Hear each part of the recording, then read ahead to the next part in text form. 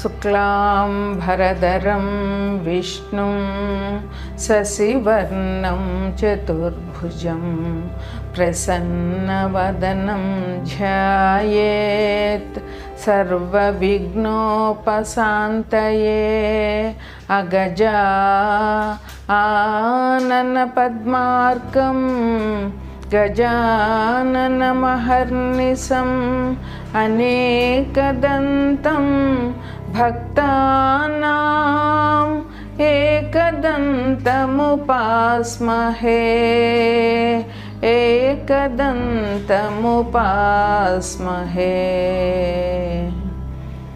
ఈరోజు శుక్రగ్రహ కారకత్వాల గురించి చెప్పుకుంటున్నాము. శుక్రగ్రహం ఏ రాశిలో ఉంటే వారికి ఏ రకమైన ఫలితాలు వస్తాయి అనేది నేను చెప్పబోతున్నాను. శుక్రగ్రహం డిసెంబర్ 2వ తారీఖు నుంచి వృశ్చిక రాశి నుంచి ధనుసు రాశి నుంచి మకర రాశికి మారింది.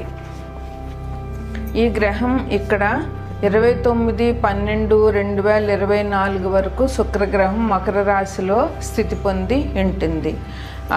ఆ శుక్రగ్రహం మకర రాశిలో ఉండడం వల్ల ద్వాదశ రాశులకి ఏ రకమైన ఫలితాలు వస్తాయి, ఏ రకమైన పరిహారాలు వారు చేసుకోవాలి అనేది నేను ఇప్పుడు చెప్పబోతున్నాను.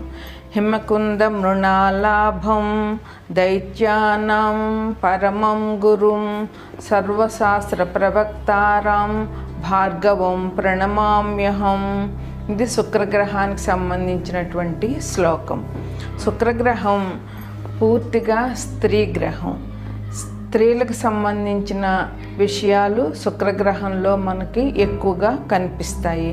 శుక్రగ్రహం పూర్తిగా స్త్రీకి సంబంధించి ఇది జలతత్వ గ్రహం.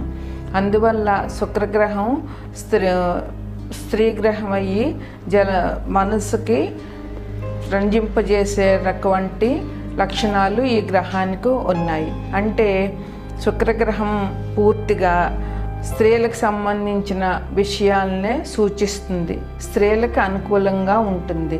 శుక్రగ్రహం అనుకూలంగా ఉంటే నగలు, నాణ్యాలు, విలాస వస్తువులు అన్నీ ఉంటాయి. మనిషికి కావలసింది ముఖ్యంగా ఆనందం, కుటుంబ సౌఖ్యం ఉండాలి. ఇవి ఉంటే మనిషి సంతృప్తిగా ఆనందంగా ఉండగలడు. ఈవెన్ డబ్బు లేనివాడైనా సరే మనసుకు ఆనందంగా ఉంటే, మనసు మంచిగా ఉంటే ఆనందంగా ఉంటాడు. డబ్బు అనేది రెండో ప్రయారిటీ అవుతుంది ఏ మనిషికైనా. అట్లాంటి వారికి శుక్రగ్రహం బాగా ఉంటే మనసు ఆనందంగా ఉంటుంది, మనిషి ఆనందంగా ఉంటాడు, కుటుంబంతో సౌఖ్యాలతో ఉంటాడు. అదేవిధంగా సంఘంలో కూడా సౌఖ్యంగా ఉంటాడు, ఇరుగు పొరుగు వారితో మంచిగా ఉంటాడు. తన వల్ల తన చుట్టూ ఉన్న వారికి కూడా ఉపకారం చేస్తూ తన వల్ల తన కుటుంబానికి, తనకి, తన చుట్టుపక్కల వారికి, సంఘానికి, అదేవిధంగా దేశానికి ఎంతో ఉపయోగకారిగా మారుతాడు. అదే మనసు బాగోలేనప్పుడు ఆ మనిషి చాలా విచారం పొందుతాడు, చాలా కోపగ్రస్తుడవుతాడు.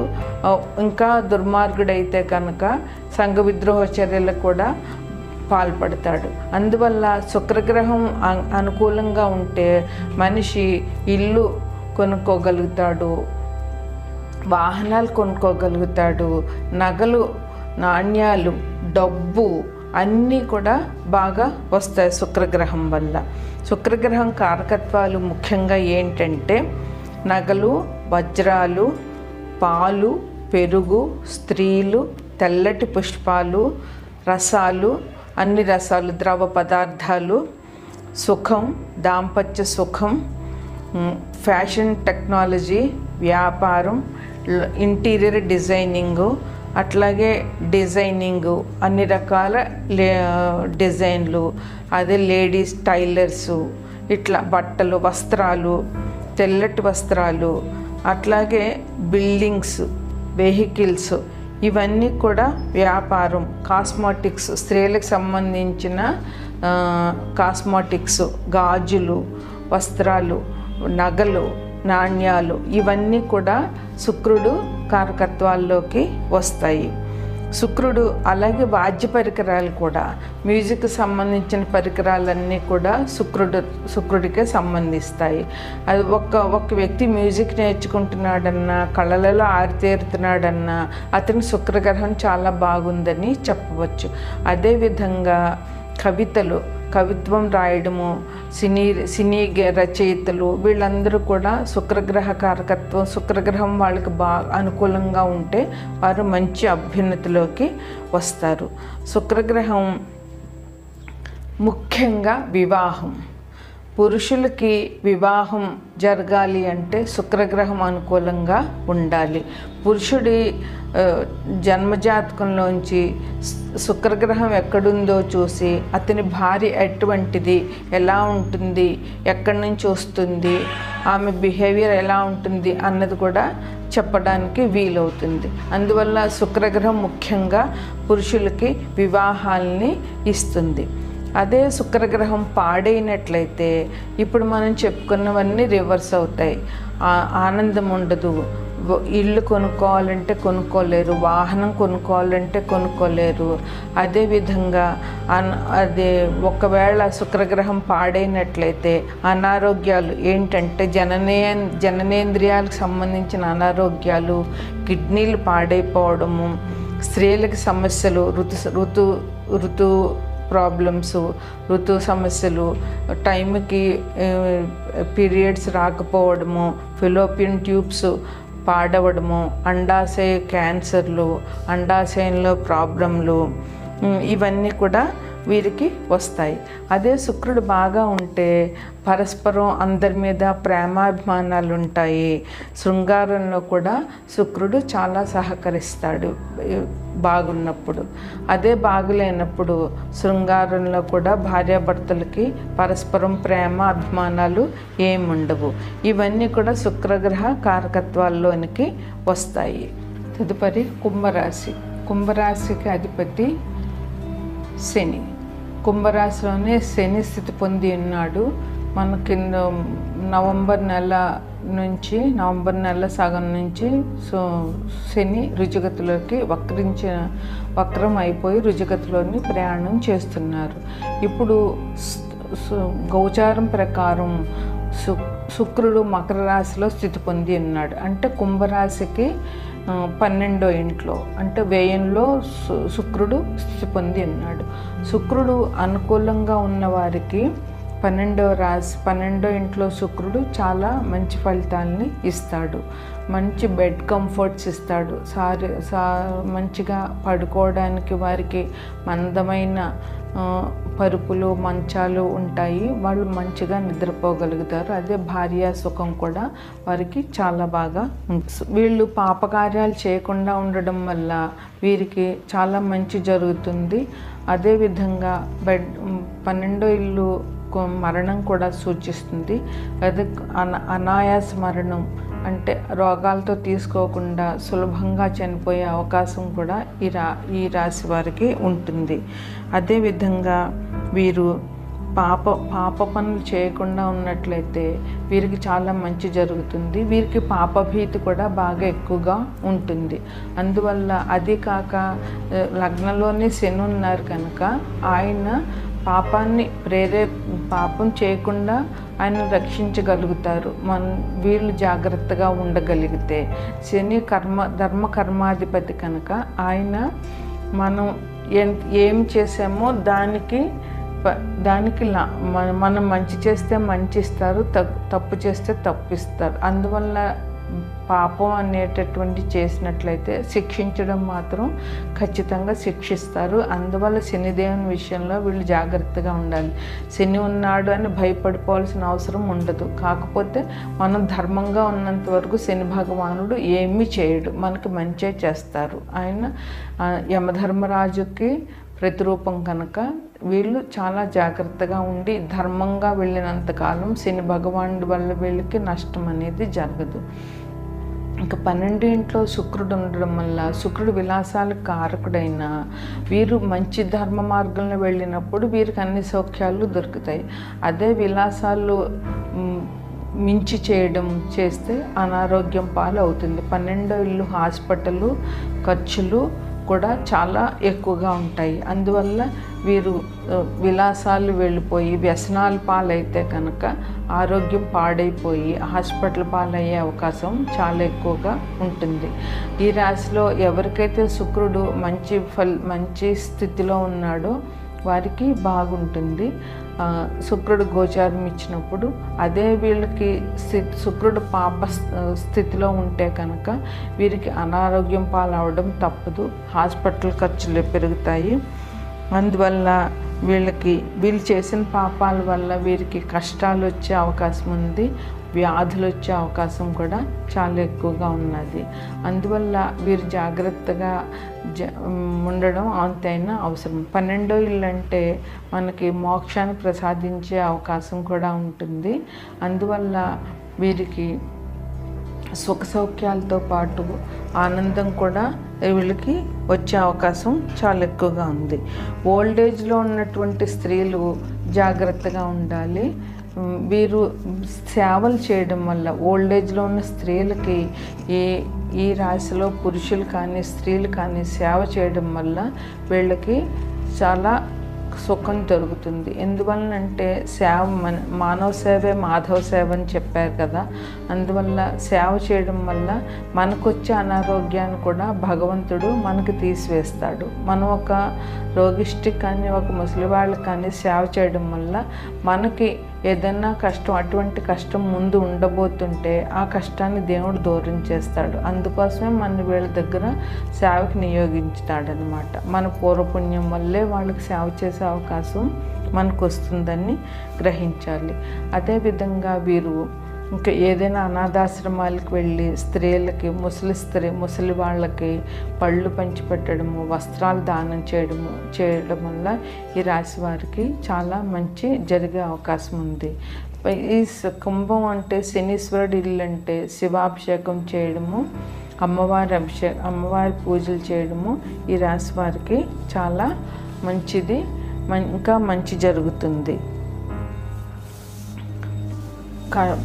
సుఖాల వెంట పరుగు పెట్టద్దు, సుఖాల కోసం వెంపర్లాడవద్దు, ధర్మాన్ని నమ్ముకుని ధర్మపరంగా జీవించడం చాలా ఈ రాశి వారికి ముఖ్యంగా చాలా అవసరం.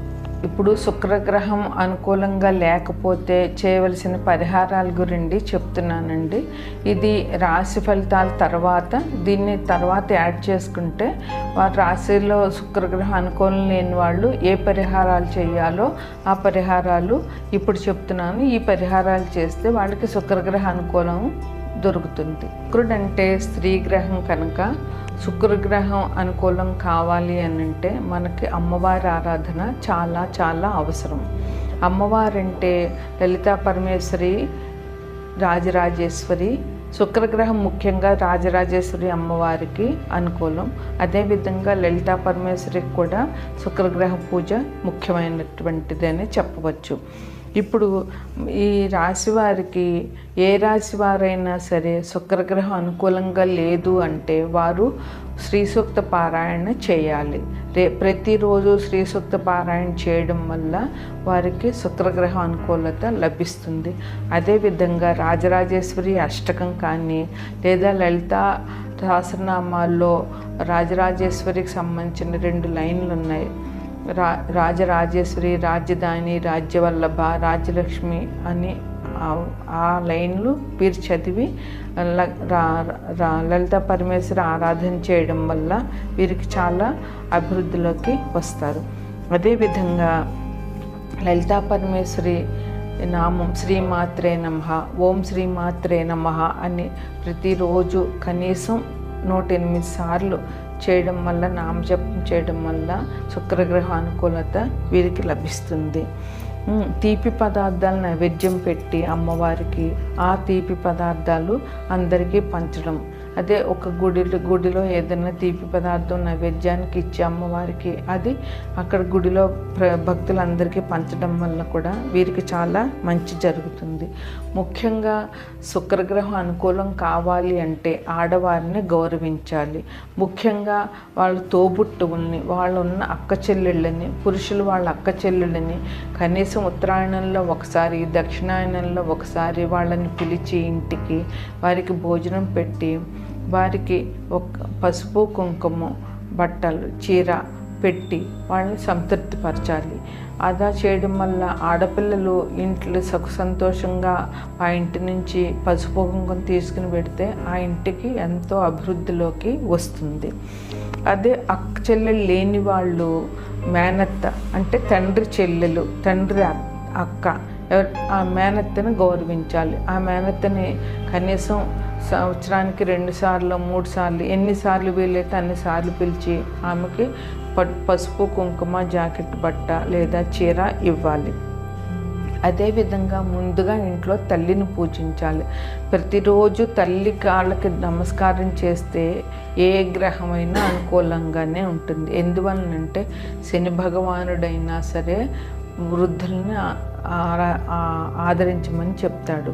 గురువు మా శుభగ్రహం కనుక ఆయన అదే చెప్తాడు. అదేవిధంగా అమ్మవారు శుక్రుడు చంద్రుడు అమ్మవారి అవతారం కనుక వాళ్ళు అమ్మవారిని తల్లిని పూజించమని చెప్తారు. ఎందుకంటే ముందు తల్లే మనకి మొదటి గురువు బంధువు అన్నీ ఆమె. అందువల్ల తల్లిని పూజించడం, ప్రతిరోజు తల్లికి పాదాలకు నమస్కారం చేయడము, మీరు ఆఫీస్కి వెళ్ళేటప్పుడు తల్లి పాదాలకు నమస్కారం చేయడము, లేదా ఏదైనా ఒక మంచి పని మీద వెళ్తున్నప్పుడు అది అబ్బాయిలైనా అమ్మాయిలైనా పెద్దవాళ్ళైనా ఎవరైనా సరే తల్లికి నమస్కారం చేసి బయటకు వెళ్తే ఆ పనిలో మీకు విజయం తప్పకుండా సిద్ధిస్తుంది. అదేవిధంగా భార్యని అందరినీ వదులుకుని తన కుటుంబాన్ని వదులుకుని నీ ఇంటికి వచ్చిన భార్య నిన్ను గౌరవించకపోతే ఆమె పాడే దుఃఖం అంతా కుటుంబాన్ని మొత్తానికి తగులుతుంది. అందువల్ల భార్యను గౌరవించాలి. అంతేకాకుండా ఓం భార్గవాయ నమః అనే మంత్రాన్ని కనీసం 11 సార్లు లేదా 21 సార్లు ప్రతిరోజు చెప్పాలి. ఇంకొకటి ఏంటంటే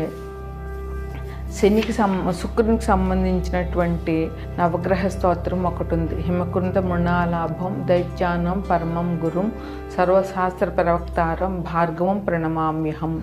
దీనిని కనీసం 11 సార్లు లేదా 21 సారి ఓపిక శ్రద్ధ చేయగలిగిన ఓపికన్న వాళ్ళు 108 సార్లు చేయడం వల్ల శుక్రగ్రహ అనుకూలత తప్పకుండా సిద్ధిస్తుంది. సౌందర్యలహరి పారాయణ ఈరోజు ఇప్పుడు చాలా ప్రసిద్ధిలో ఉన్నది. అందువల్ల సౌందర్యలహరి పారాయణ చేసిన లేదా సౌందర్యలహరి విననా కూడా వీరికి చాలా మంచి జరుగుతుంది. అదేవిధంగా పౌర్ణమి రోజున వెన్నెల్లో కూర్చుని లలిత అమ్మవారి సహస్రనామం కానీ అష్టోత్తరం కానీ చేయడం వల్ల అమ్మవారి అనుగ్రహాన్ని పొంది శుక్రగ్రహ అనుకూలాన్ని పొందుతారు. ఇది శుక్రగ్రహ పరిహారంగా మీరు భావించండి. నమస్కారం.